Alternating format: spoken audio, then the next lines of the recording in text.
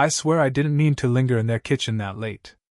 But there I was, still holding an empty glass, pretending to look at the bottles lying on the counter as if they had the answers I didn't know I was searching for.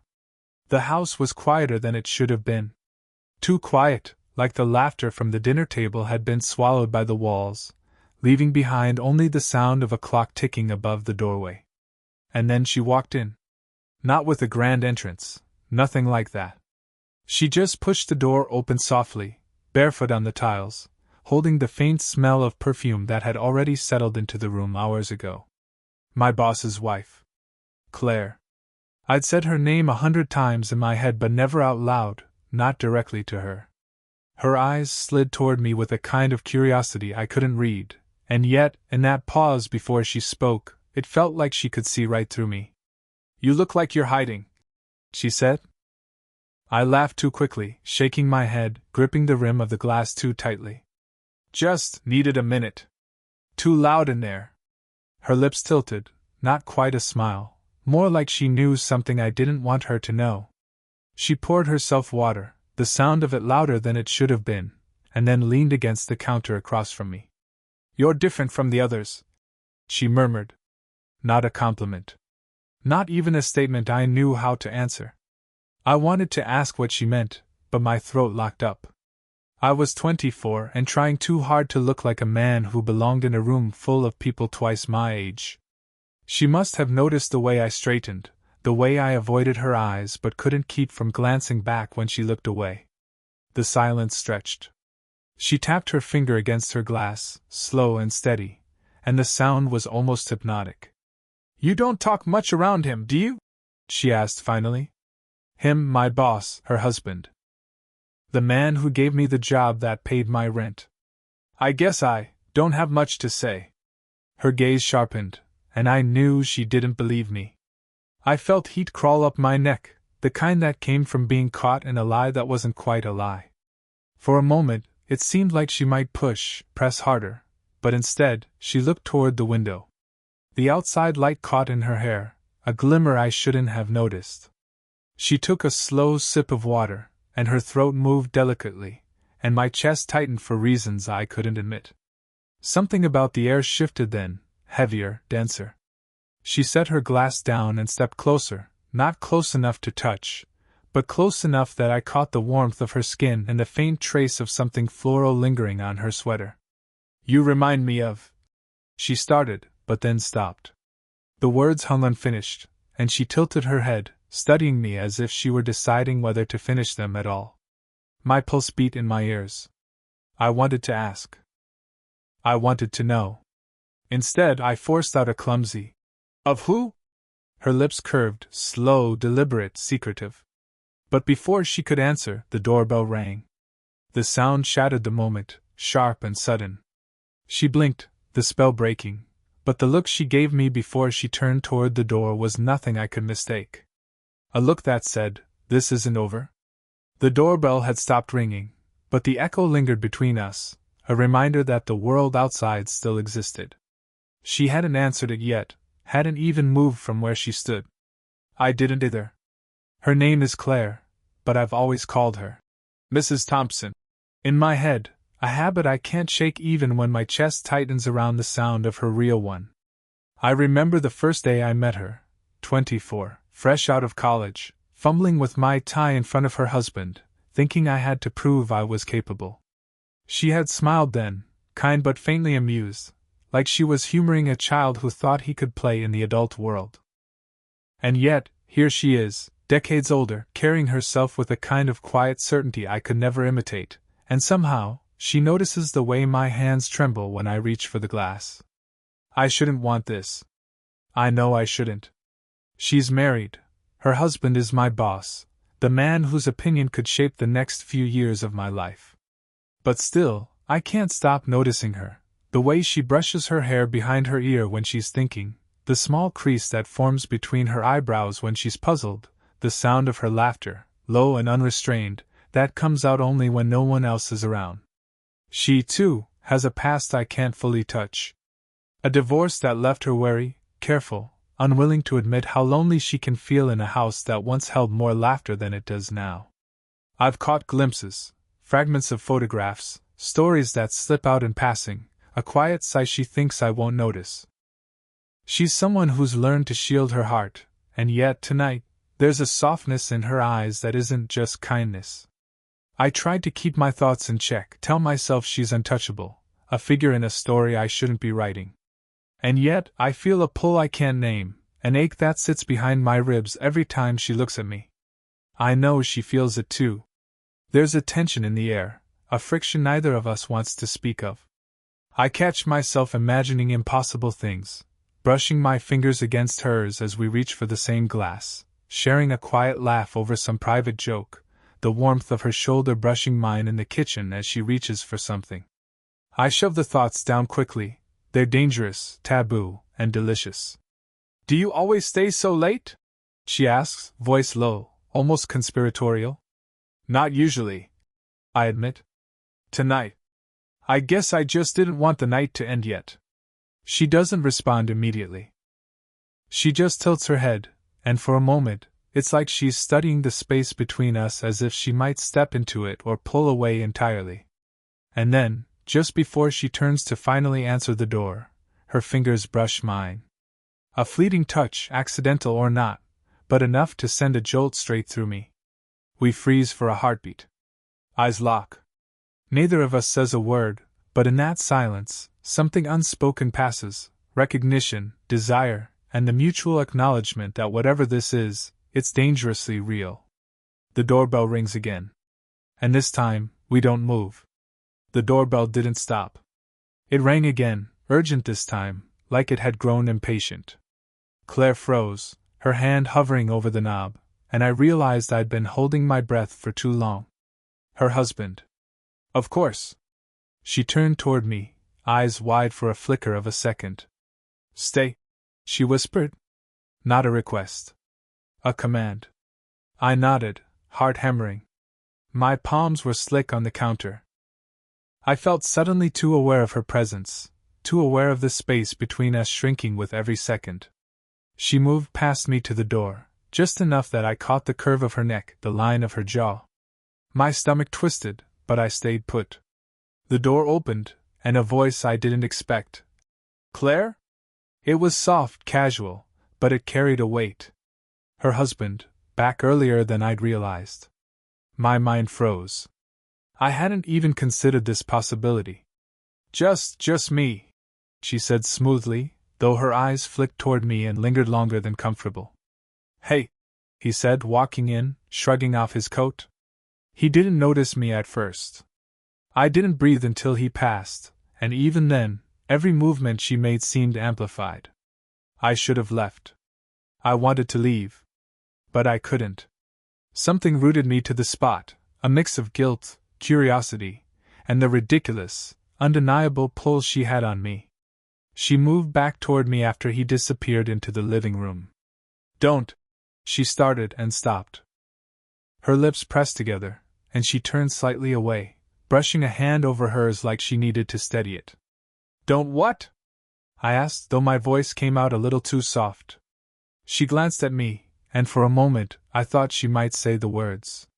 The ones that could ruin everything, or start something impossible.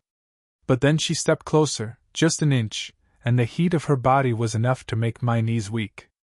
"I can't," she said finally, almost a whisper. I nodded, though every instinct in me screamed against it. My chest tightened. I wanted to tell her I didn't care about the rules, that the world outside these walls didn't matter. But I didn't. I bit my lip, trying to swallow the words. For a heartbeat, we just stood there. The tension wrapped around us like smoke, heavy, intoxicating. My hand twitched, wanting to reach out, and hers barely touched mine as if testing the current between us. Then, a sharp sound from the hallway, my roommate, unexpected, calling my name. I jumped, heart in my throat. Claire's eyes met mine, wide and unguarded, a mixture of exasperation and something else I couldn't name. Something that made me ache. I realized how close we'd been. How impossible it was. How utterly dangerous. And yet, when she looked at me, the faintest smirk tugging at the corner of her lips, I knew we were both thinking the same thing. We can't stop now. The hallway was empty. My roommate hadn't seen us yet. But in that brief, charged silence, everything shifted. We were closer than ever. And neither of us wanted to step back. The night had grown heavier, like the air itself was holding its breath. Claire was in the living room, pretending to straighten cushions, but I could see the tension coiled in her shoulders. Every time her husband's footsteps echoed from upstairs, she flinched slightly, a ghost of unease I wanted to erase but couldn't. I should have left hours ago. I should have walked out the door, let this, whatever it was, die in silence. But I didn't. I couldn't. You're quiet, she said, voice low, almost too soft to hear over the ticking clock. I'm just thinking, I said, though the truth was dangerous and impossible to voice. I couldn't stop thinking about her, about the way she looked at me tonight, about how close we'd been, and how my own hands had itched to reach for hers again. Her eyes, sharp in the dim light, softened for a second. I know. The words weren't enough, of course. Nothing could be. And I knew it. I noticed the way her husband's old photographs leaned against the mantel, the way the laughter of the past seemed to echo faintly in the corners of the room. She had lived, loved, lost. And here I was, too young, too inexperienced, standing on the edge of something she hadn't allowed herself to feel in years. A knock on the door startled us both. Not her husband this time. Just a friend, I assumed. But it didn't matter. The interruption, brief as it was, threw the spell off balance. And yet, when she glanced at me, there was a raw honesty in her eyes I couldn't look away from. I shouldn't want this, I whispered, though she heard it perfectly.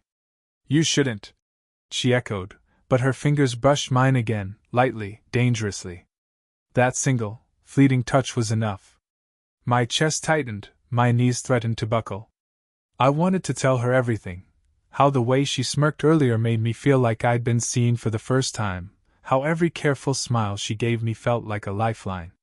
But I didn't. I couldn't. You're married, I muttered, though even as I said it, I knew it didn't carry the weight it should have. And you're younger than I ever imagined wanting someone, she replied, voice husky, a tremor in the syllables she tried to hide.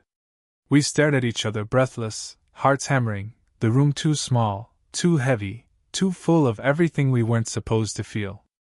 I began, but the words got caught somewhere between my throat and my chest. My heart was doing something impossible, racing, skipping, aching. I could see her hand hovering near mine, waiting, testing, daring me. The clock ticked. The shadows of the room pressed closer. My body wanted to move toward hers, wanted to close the distance we both pretended existed, but my mind screamed to stop. To respect the invisible line we had promised ourselves.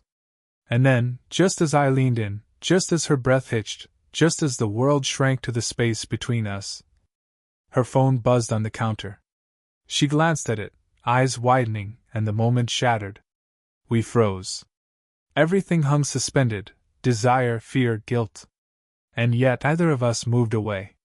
Something irreversible was coming. The moment was gone. Her phone buzzed again, impatient, and she snatched it up, thumb hovering over the screen. Her eyes widened, not at a message, not at a notification, but at a name. Mark? She whispered, voice tight. I didn't know who Mark was, but the way she froze, hand gripping the phone so tightly her knuckles went white, told me everything. Her husband wasn't the only complication tonight.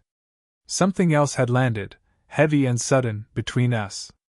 He's here? I asked cautiously. Her lips pressed into a thin line. I didn't expect him. Who is he? The words tumbled out before I could stop them. Claire's gaze met mine for the briefest moment, but she didn't answer.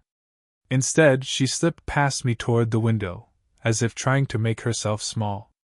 My chest tightened. Every nerve in my body screamed that whatever had just arrived, it could ruin everything, or finally make me feel alive in a way I hadn't before. Then the knock came. Not polite, not hesitant. Sharp. Demanding. She hesitated. And that hesitation, God, that hesitation, made me realize just how much she needed me to stay. To stand there, silent, invisible, but present.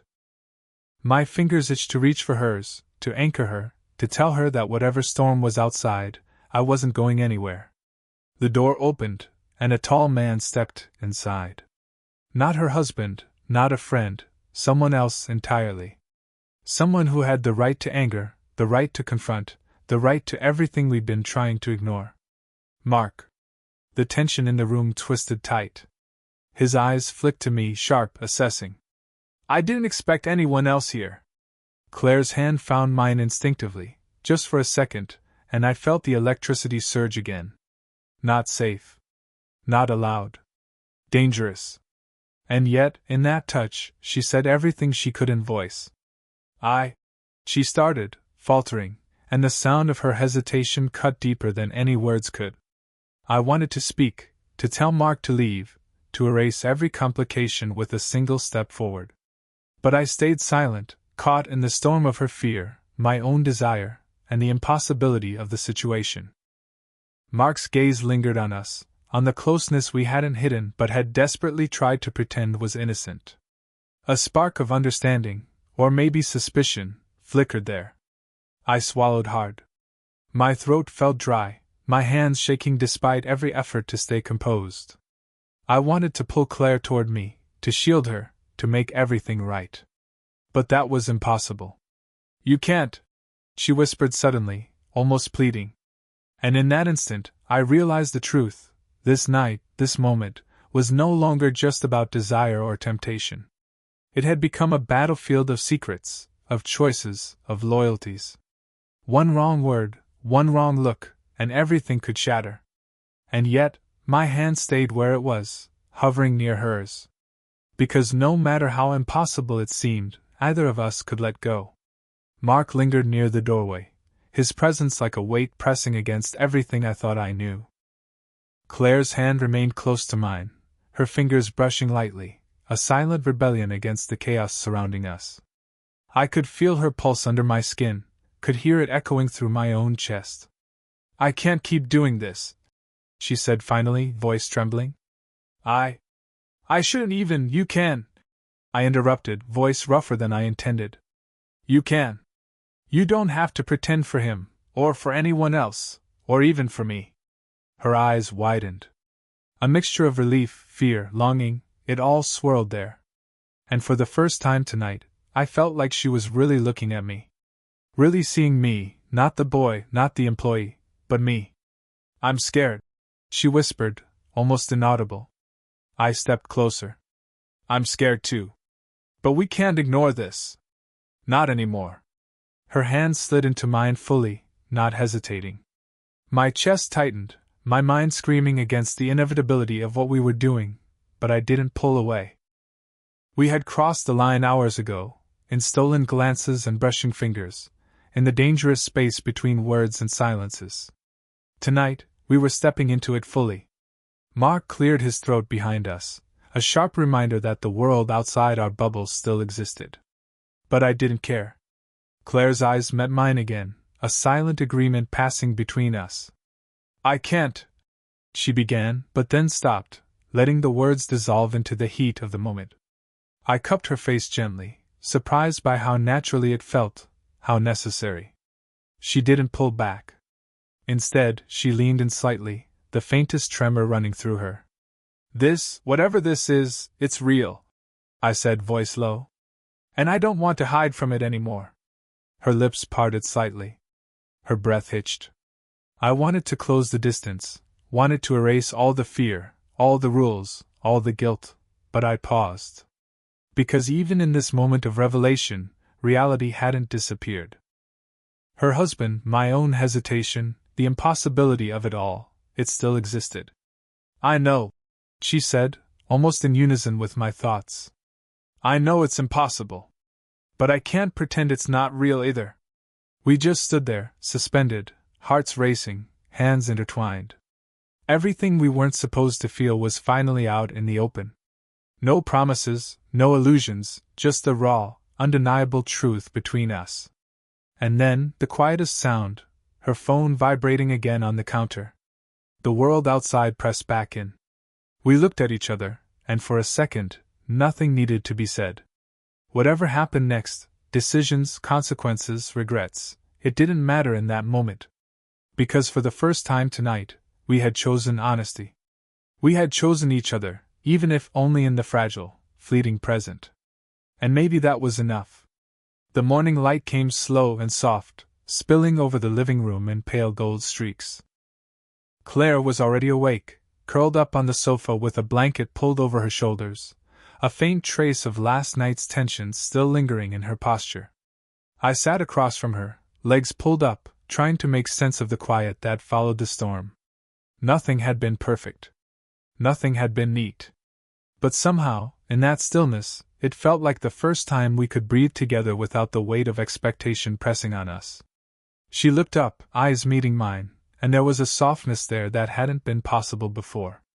"I keep thinking about what comes next," she admitted, voice low. "Me too," I said. "And honestly, I don't know. I just know that I don't want to step back anymore. Not from this, from you." She smiled faintly, almost shyly, and I saw the vulnerability she had carried all these years, regret, fear, longing, and how, finally, it didn't feel like a burden between us. It felt like a bridge. We talked for hours, haltingly at first, stumbling over words, avoiding the bigger questions, just letting the truth of each other's presence settle. The past didn't vanish, mark the rules, the impossible odds, but it didn't feel like it had to crush us either. Her hand found mine again, steady now, deliberate. My thumb brushed over hers, tracing the familiar, electrifying line we had discovered in stolen touches. "We'll figure it out," she said, almost to herself. I nodded. Together. There was a quiet courage in that word, in the choice we made without fanfare or dramatic gestures. Love, in this messy, flawed, forbidden form, didn't need a grand declaration. It only needed acknowledgement. And we had given that to each other, fully. Later, as she went about making coffee, humming softly, I realized how much I had feared this night, feared the consequences, feared stepping across the line. And yet here we were, still standing, still human, still real.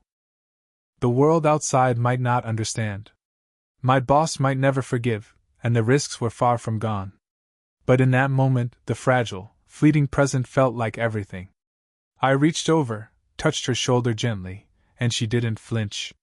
She just smiled, a little crooked, a little tired, but it was hers, and it was enough. We didn't need to speak the promises out loud. They existed in the warmth of our proximity, the weight of our hands together, the quiet understanding that we had chosen honesty and each other. And maybe that was all that mattered. I leaned back, letting the sunlight wash over us both, thinking about how strange, complicated, and beautiful life could be. Somehow, amidst the danger, the mistakes, and the impossibilities, we had found our own kind of peace. Did you enjoy the story?